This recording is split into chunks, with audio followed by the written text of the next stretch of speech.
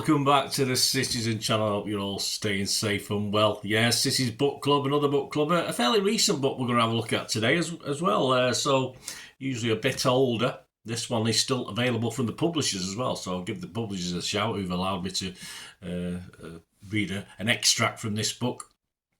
We're talking bitebackpublishing.com, and we're talking Nedum Onuoha, of course, with his book Kicking Back. Of course, not a City legend as in the playing side, but certainly a cracking book. And I say it's still reasonably priced as well. You can get the paperback version. As I'm recording this, that's £5.50 from the publishers. The hardback's £10. You can get the ebook as well for about £3.50. So all about half price on what the original publishing price was back a couple of years ago as I'm recording this. So I'm going to have a look at this one. Certain Guy Mowbray, match of the day, said it was a searingly honest account. Nedum tells it like he played with nothing left out. Rory Smith, New York Times chief soccer correspondent, they have in America. Listen to this, you might know who he is. A frank, thought-provoking and compelling insight into one of football's most articulate voices. And when Saturday comes, although I'm not a publication I like too much in fairness, Nedum Onuoha's autobiography is considerably more compelling than most of those by more decorated players. Well, that's it. That's more interesting, isn't it, sometimes? So what we're going to do, we're going to have a look at Chapter 10. Interesting time. It's the arrival of a certain Roberto Mancini to City. We all sort of remember that at the time, but of course from a young player's perspective, this is what we get from Nedum's book. So we'll have a look at some of Chapter 10.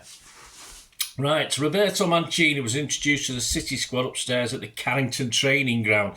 You still attend meetings like that when you're injured, so yeah, he's been injured at the time.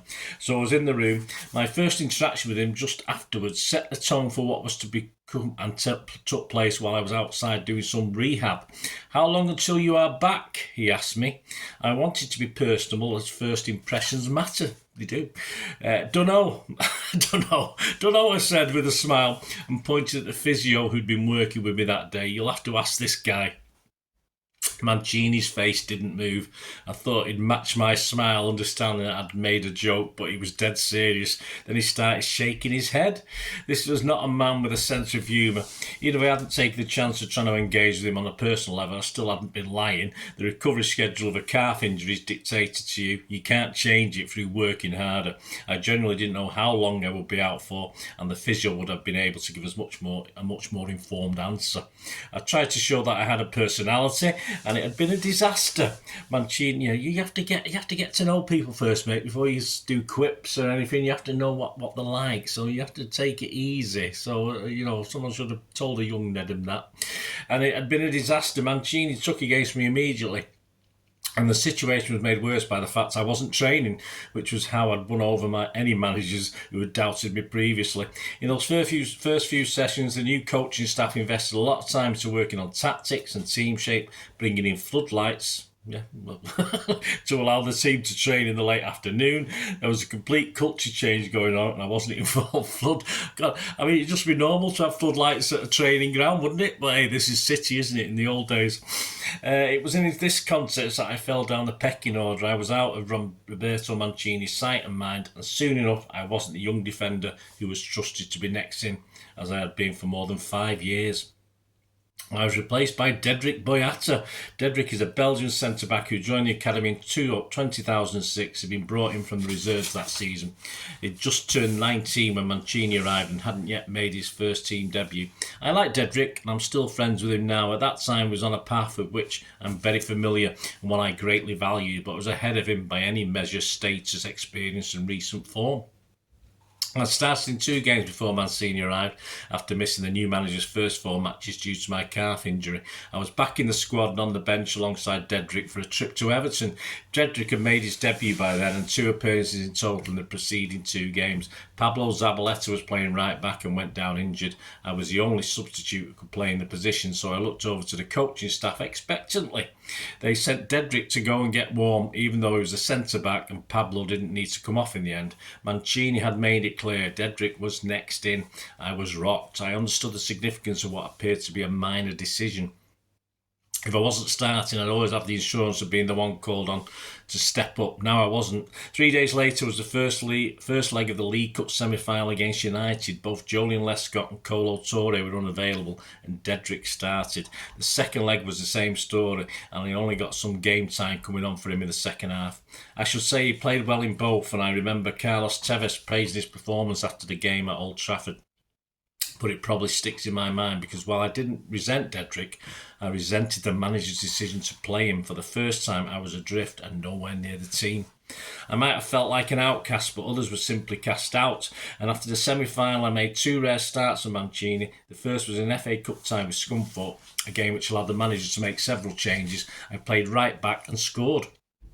Although the other fullback, Silvinho, also got one, and it was much, much better. Robinho scored the final goal in a 4-2 win, and it was to be his last match for City. He had just about worked for him under Marc Hughes, but was never going to under Mancini. He'd missed part of the season through injury and wasn't nearly the influence he had been in the first half of the previous campaign.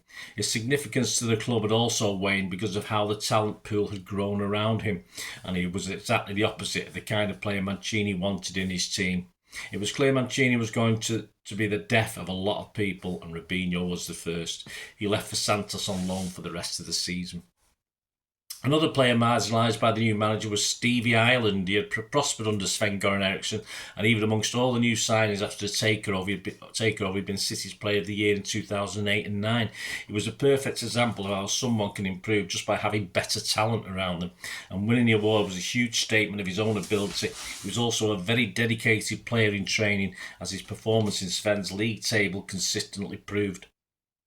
His body of work showed how capable he was, but for Stevie it was a higher point from which to fall. I didn't take Mancini's attitude towards me particularly well, mostly because it was only 6 months removed from the end of my best season, but Stevie had had an even better campaign, and being overlooked was definitely more detrimental to his mental health. Marc Hughes had trusted and understood us, but now it felt like we were on the scrap heap, victims of the next step the club had made and the manager it had appointed. We couldn't have been further away from where we had been, and it was a shock how quickly everything had changed. All of a sudden, being a youngster from the academy became a weakness, and at a time when we were playing as well as we ever had, if we had been afforded the opportunity to take that next step, we could have become better players. After beating Scunthorpe, the next round of the FA Cup was against Stoke. That 5th round replay in February was the last time Stevie Ireland and I started a match together. It had been close to 10 years of shared football experience. 2 players from the same academy year who had made more than 100 appearances for the first team. We spent the majority of the rest of the season together, but in what was essentially a training B team, working hard but finding only frustration and disappointment. None of it was directed at those playing ahead of us, and we certainly didn't want them to pity us, but it was getting to a point where training well was making no difference. If Mancini liked you, you were fine. If he didn't, there was nothing you could do about it. My value was being dictated not by anything I could do, but by one person who said yes or no. After the Stoke replay, Mancini only said yes to me starting 3 more times that season. It was on consecutive weekends in March, and the first was a match at Burnley. We were coasting by half-time, 4-0 up. Just before the break, Burnley had been awarded a free kick, which they crossed into our penalty area. A half-chance arrived, but it went harmlessly wide. As we came back into the dressing room, a very angry Mancini came straight up to me. "What were you doing?" he asked. He was referring to my position at the free kick.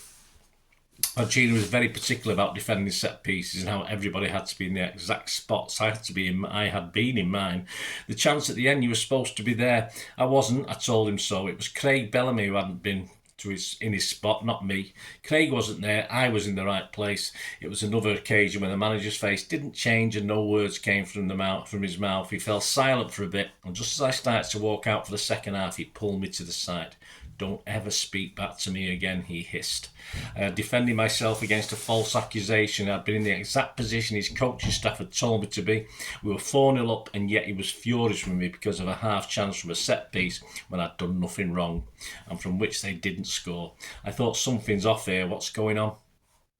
It wasn't the first time Mancini had singled me out and blamed me for something I hadn't done, and on these previous occasions I took it without speaking up. He would get angry if things didn't go perfectly in training, or if he could detect any semblance of fun during a session. He had a vision for how he wanted the team to play and was married to it. So if it didn't happen completely as planned every time, he would get very frustrated.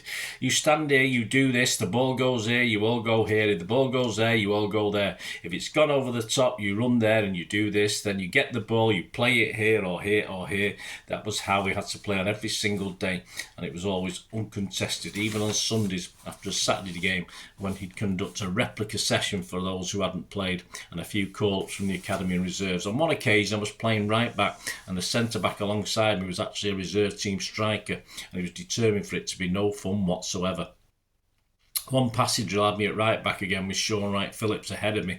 All of us were under strict instructions not to play a diagonal ball to the other side of the field, so we'd pass it short inside to a midfielder.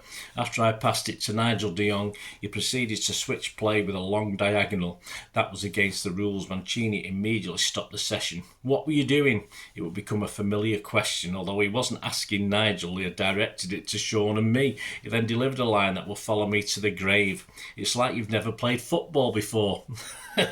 I had, like my entire career, done what I was told. Sean had to, and yet we're the ones being accused of having never played the game.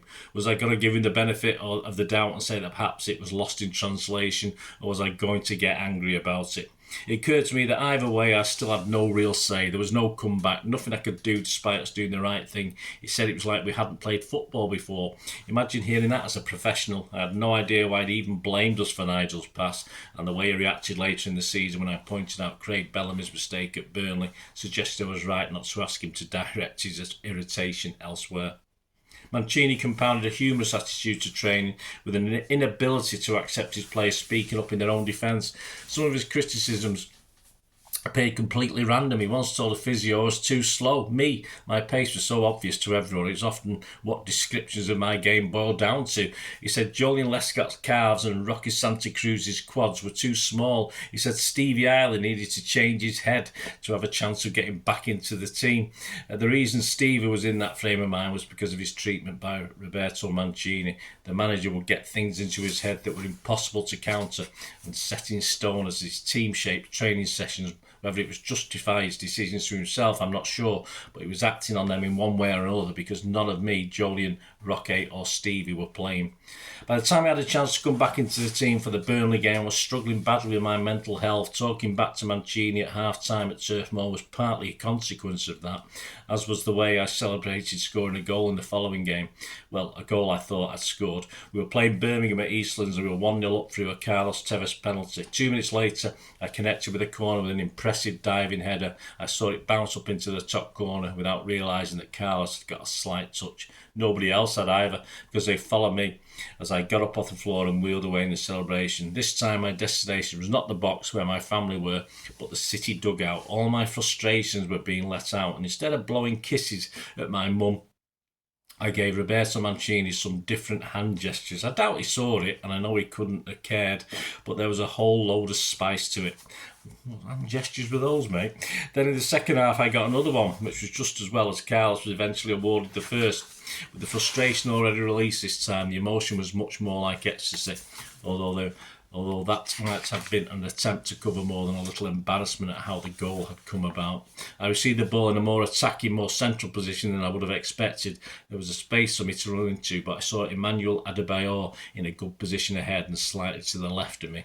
So I decided on this occasion it would be right for him to give the ball to him. I proceeded to play one of the worst passes of my whole career. It went nowhere near Manu, but having learned from all those times I completely messed up a touch, pass or shot when in position of potential excitement, this time I reacted. I immediately realised it was a terrible pass and just carried on running. As I went past Manu, his head turned slowly, tracking my movement with total disbelief. He had just been preparing to take the ball from me, and now he's just watching as the ball and I go past. I eventually caught up with my own pass on the edge of the penalty area and in an instant slammed it into the bottom corner with my left foot.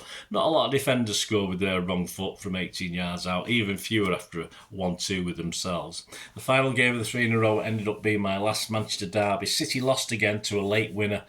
This time it's Paul Scholes who got it. It was also my final Premier League start for City, and perhaps fitting that it was the latest episode of my City's great rivalry. If there was suggestion that my performance against Birmingham was the reason I kept my place for the match. Even when Pablo Zabaleta had returned to the squad the rest of the season, will put that out of my mind. I did play another minute of City's attempts to qualify for the Champions League for the first time. They all boiled down to the penultimate match of the season, a winner-takes-all game against Spurs. Whoever got the 3 points would get the Champions League place too. A Peter Crouch goal was enough for them to win 1-0. A reminder that Spurs were another club just a little further ahead of us.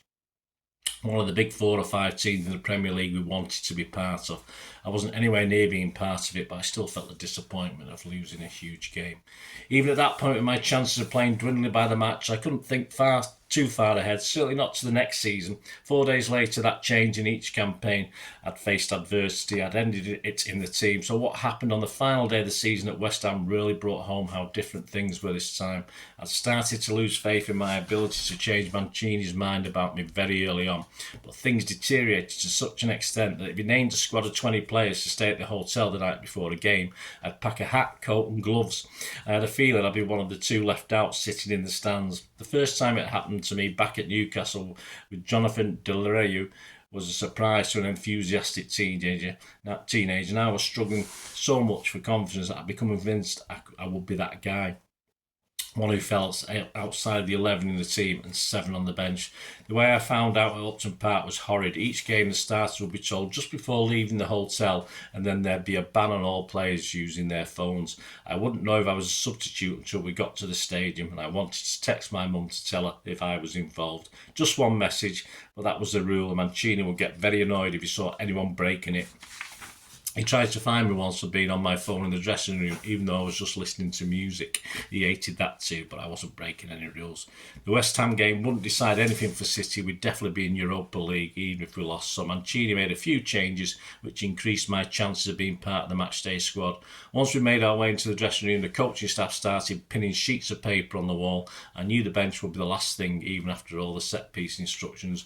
I really didn't like that, as it showed how little the substitutes mattered to them. Sometimes the coaches would be all blasé about it, deliberately extend the process, moping around and keeping those players outside the first 11 waiting. Up went all the free kicks, all the throw-ins, and then the final piece of paper was attached to the wall. It was blank, there was no names on it. We had to remind Mancini to fill in the names, and moments later they put the new sheet up on the wall. I went to check it and my name wasn't there. What am I doing? I thought to myself, completely exasperated. What is this? I've gone from playing to being the next in to being the first out. It was truly horrendous because it had been pretty much the same squad throughout the season. Not that much had changed except my place within it. And worse still, this was how Mancini told me I was out, in a way that showed he didn't care about me as a human being at all. It was toxic and symptomatic of how lines of communication between players and Mancini had been severed. I knew I didn't have control over my own career, as I couldn't pick myself, but at no point did this manager give me the closure I needed. There would be a whole host of reasons for not playing under previous coaches, but at least that was there was trust in those relationships. If the players ahead of me were injured or suspended, I'd been training well, I would get my chance. Now, without any explanations, that wasn't true anymore. Why did he call on Dedrick Boyata for a League Cup derby? He wouldn't tell me. Why did he suddenly order me to play for the reserves? He wouldn't tell me. Why was I not getting an opportunity after training well with the first team? He wouldn't tell me. My whole set of circumstances had changed, but the group of players around me hadn't. It seemed personal, but I still would have accepted it if he'd told me why. So you don't like me as a player? That's closure. Tell me I need to work on something. Closure. Cast me out and promise I'm never going to play for him again. Even that's closure.